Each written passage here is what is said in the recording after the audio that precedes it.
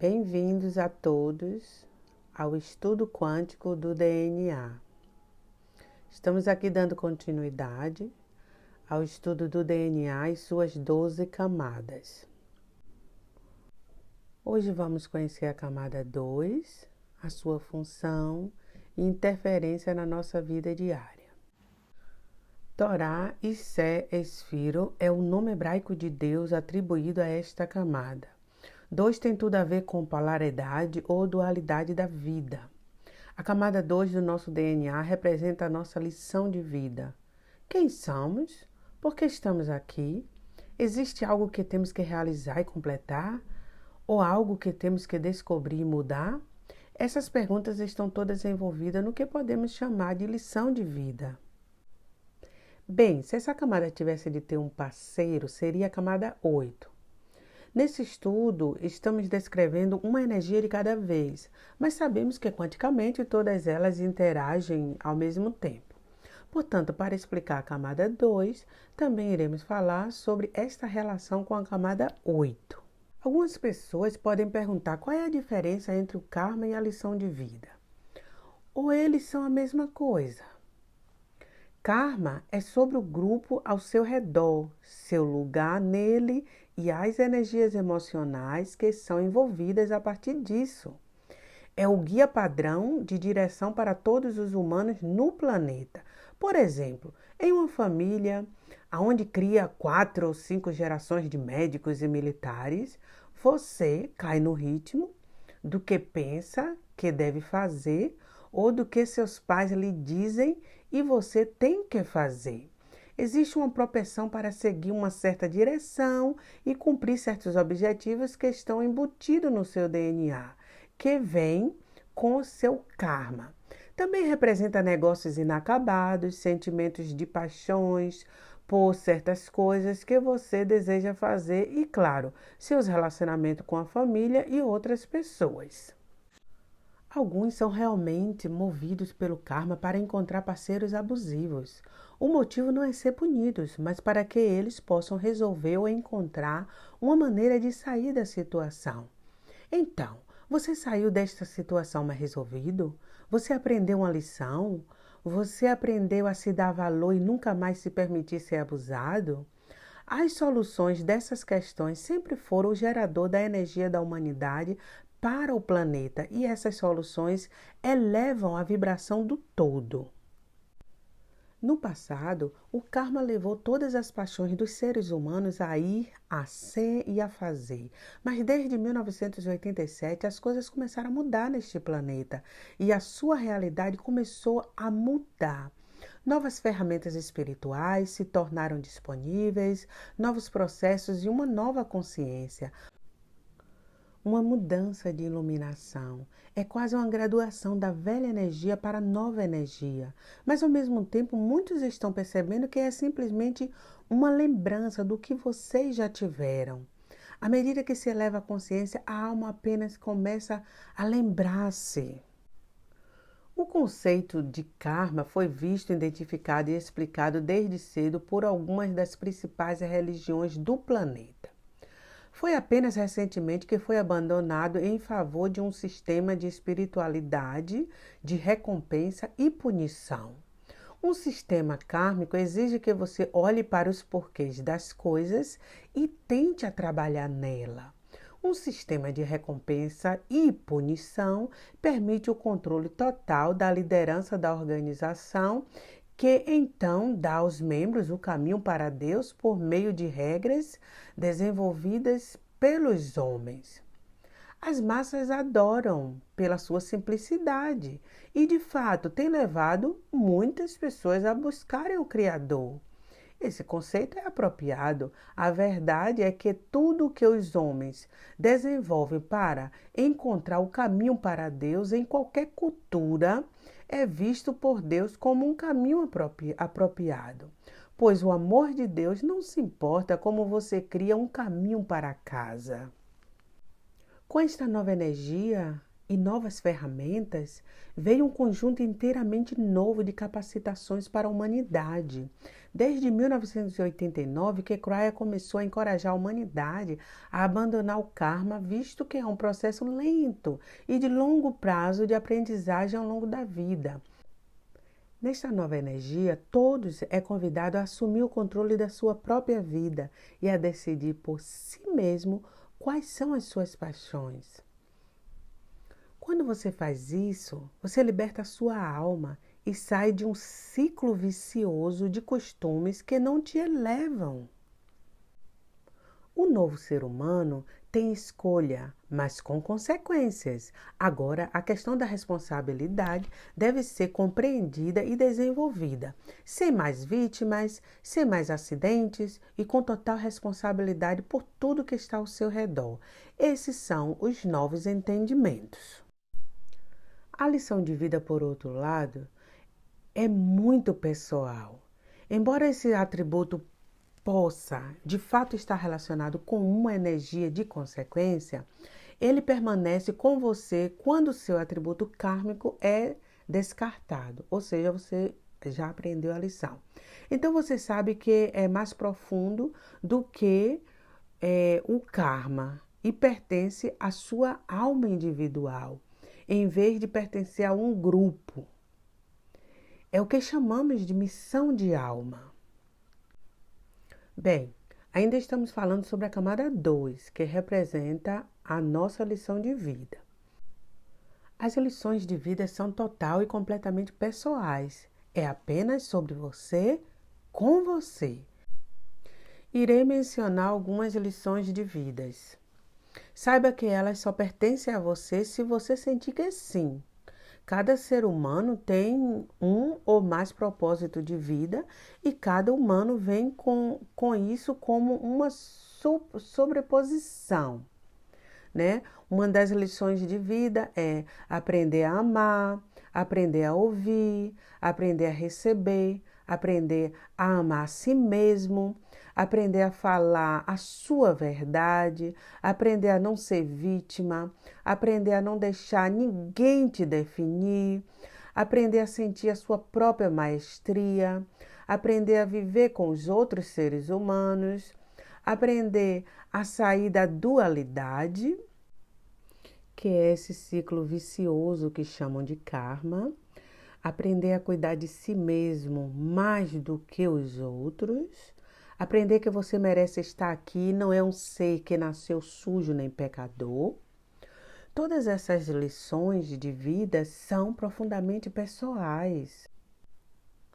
Elas não envolvem família ou energia de grupo. Elas são pessoalmente e você trabalha nelas por toda a sua vida.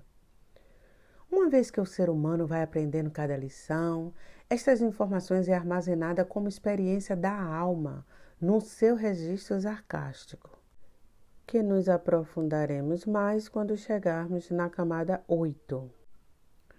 Torá e Sefiro é o nome hebraico de Deus atribuído a esta camada e significa a lei do projeto divino. Alguns podem perguntar, por que essa interpretação? Pois a própria palavra lei soa como regra dos homens. Então eu ofereço para você o seguinte: e as leis da natureza? Ou a lei da oferta e da demanda? Ou a lei da gravidade? Elas não são leis escritas, mas são expressões de como as coisas funcionam. Então, se você quiser, em vez de falar a lei do projeto divino, se você preferir, pode chamar essa camada do projeto divino de como as coisas funcionam. Existe de fato um plano da maneira como as coisas funcionam dentro dos seres humanos. Alguns chamam isso de natureza humana e os psicólogos colocam em caixas. Há um sentimento subjacente de que eles são assim por toda a vida e que nada os mudam. Por isso é a pena quem eles são. É aqui que está a notícia boa, que os humanos podem mudar qualquer atributo sobre si mesmos se assim o desejarem. Nada é cimentado no lugar, fobias, medos, tipos de personalidades, talento, todos são mutáveis, como já falamos antes. Esta camada 2 tem tudo a ver com a polaridade ou a dualidade da vida. A dualidade é definida como um choque de dois conceitos dentro de uma consciência singular. A dualidade é, portanto, o ser humano carnal e biológico, que também é um pedaço de Deus. Na história da humanidade, muitas vezes representa o choque do bem e do mal, integridade contra a ganância, Deus e o diabo. É uma força tão poderosa que é a base de grande parte da mitologia religiosa do mundo. Tem sempre um anjo caído que de alguma forma é responsável por todo o mal. Você então é informado de que caminha pela sua vida com Deus e este anjo caído fica ali falando em seu ouvido sobre as coisas que você deve fazer. Isso te tira de qualquer responsabilidade. E onde está a sua aprendizagem? Qualquer ser humano tem livre-arbítrio e pode fazer o que ele quiser. Ele pode ser uma Madre Teresa, como também um Adolfo Hitler. O negro mais negro, a coisa mais maligna do planeta, começa com o ser humano, criando-o a partir da sua dualidade, como também a ação mais iluminada vem de um ser humano. Ele tem livre escolha para ir em qualquer direção e não há energia sagrada no planeta que possa impedi-lo de fazê-lo. E isso você já sabe, se chama livre-arbítrio. A dualidade é diferente para muitas pessoas. Às vezes representa uma luta com um eu superior, contra um eu inferior. Por mais estranho que pareça, muitas passaram por essa luta e perceberam que a parte divina do ser humano é a parte familiar e que todo o resto é um truque. Esta é, portanto, uma das conclusões mais profundas do ser humano. Alguns dizem que o teste é sobre encontrar o Criador interior. E eles estariam corretos, pois, de fato, é disso que se trata. Alguns preferem apenas dizer que é encontrar o eu superior, ou aquela parte que de dentro de você que é equilibrada, que é pacífica. Na realidade, quando a dualidade está equilibrada dentro do ser humano, você vê a lição de vida com muito mais clareza.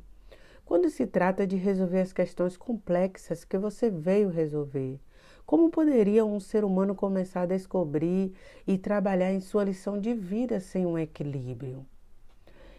Então, agora você conhece outra informação essencial. Trabalhe primeiro na questão da dualidade e muitas das outras coisas começarão a se encaixar. Não há ser humano que possa começar a jornada pela entrada da iluminação com uma dualidade desequilibrada.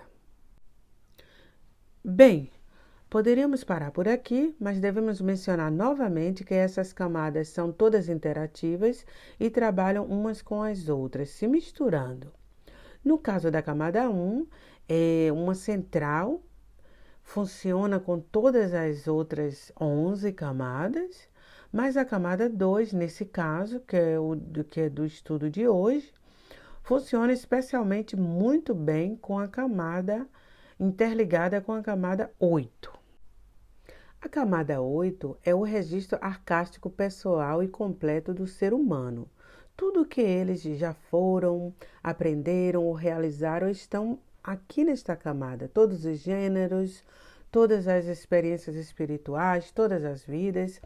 Isso combina com a busca pela dualidade e a lição de vida do ser humano, pois é esta história energética passada que criou os atributos que são únicos para o ser humano. Quando você nasce, recebe todas as informações arcásticas em cada célula, em combinação com o fator da herança tridimensional, ou seja, a participação dos seus pais, bem como o que chamamos de pó da Terra. Esta é a nossa maneira de dizer que tudo que já aconteceu, na verdade, faz parte da dupla hélice desde o início do humano. 8 na numerologia é responsabilidade e manifestação prática. Como veremos mais adiante, este é o número perfeito para representar o registro arcástico. Fala de quem você é, a sua responsabilidade para com a Terra, a sua capacidade de se estruturar em 3D, mesmo que você realmente seja uma criatura multidimensional.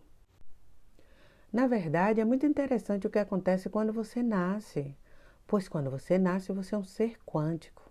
Nos primeiros anos de vida, a terceira dimensão luta pelo controle e geralmente vence. Mas você já viu como os bebês pequenos se apaixonam por coisas ao seu redor que você não pode ver? Essas coisas são muito reais, mas leva um tempo para a criança se acostumar a ver apenas as coisas tridimensionais. Em resumo, a camada 2 é o projeto divino da lei da dualidade, representa uma busca pela lição de vida de um indivíduo e a sua energia funciona interligada com a camada 8, pois há uma interação entre a sua missão aqui e as experiências que a sua alma já viveu, o que chamamos de registros arcásticos. Então, a camada 2 é a camada do DNA responsável por dar ao ser humano um sentimento de propósito e direção. Ele carrega consigo os atributos da vida e tudo o que aconteceu, não em forma de arquivos, mas sim em forma de emoção. Algumas das camadas carregam as memórias e algumas das camadas carregam as ferramentas para a ação das memórias. Uma camada pode ser o carpinteiro e outra pode ser a madeira, enquanto outra é a planta da construção. Com este exemplo, você pode ver como as camadas funcionam interligadas uma com as outras. Muito obrigada por ter permanecido até aqui e até a semana que vem, no próximo estudo da camada 3.